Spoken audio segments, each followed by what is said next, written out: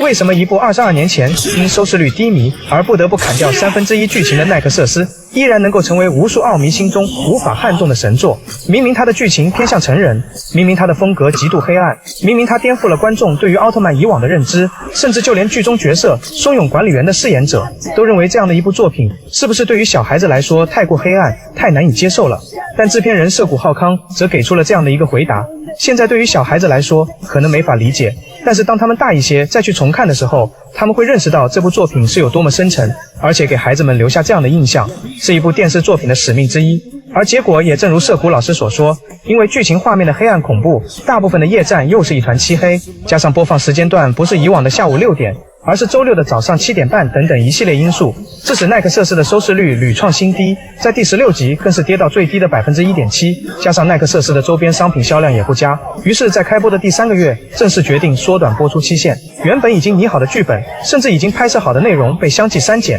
原定于50集左右的奈克瑟斯缩短到了如今的37集。但主创人员依然坚持着创作，尽最大的努力将要表达的东西囊括其中，最终完成了奈克瑟斯的拍摄。虽然奈克瑟斯是部商业化极其失败的作品，当时的口碑也不尽如人意，但随着互联网时代的快速发展，曾经的那批小孩子在回看这部作品时，才慢慢懂得了这部作品的深刻含义。再加上信息的快速传播，越来越多的奥迷们都将这部失败的作品认可为神作，在国内的某瓣上依然有着仅次于迪迦的 9.4 分。那么奈克瑟斯究竟有着怎样的故事内核，能让奥迷们的风评集体反转？那这一期我们先来简单的剖析一下。第一点，开创性的成人化叙事。虽然说奈克瑟斯本质上依然是子宫向作品，但所呈现的叙事风格已然跳脱了以往的奥特曼固有模式，整体风格阴暗写实，更是充满悬疑恐怖的氛围。那有朋友就要说了，像昭和时期的某些剧集，还有雷欧的大部分剧情，不也是带点恐怖风格的吗？是的，其中的几集的确是童年阴影，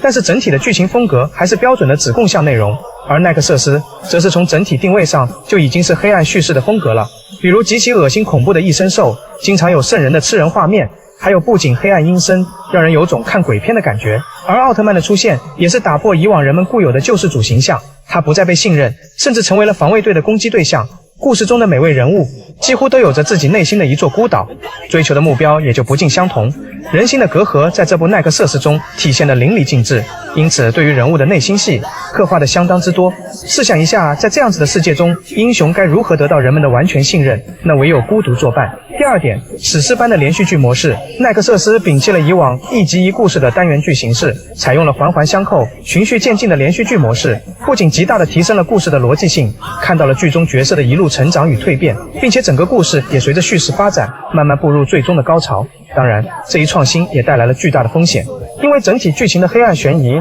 已经使部分孩子们望而却步，再加上一周播出一集，对于上一集的剧情内容可能早已模糊淡忘，也就导致了收视率一路走低，无法呈现出像单元剧一样可以依靠质量极高的单元回拉回收视率。第三点，也是奈克瑟斯最大的创新，就是引入了势能者的全新设定。奥特曼不再仅限于某位人间体，而是通过势能者将这份力量不断传递与继承，这就体现出了奈克瑟斯的核心主题纽带。光是纽带会有人将它继承并再度发光，先有身为战地记者的基石准，背负战争的创伤，一直为救赎而战，接着有因基因缺陷命不久矣的千树莲，以最乐观的姿态进行着义无反顾的战斗，然后有童年时目睹父母被异身兽杀害的西条指，一直以消灭任何与异身兽有关的生物为目标。他们的共同点都是人生中失去了某样东西，但这份光让他们找寻到了活下去的意义，领悟到了战斗的真谛。而在最后，这道光芒传递给了我们的主角，从普通人一路不断成长的孤门，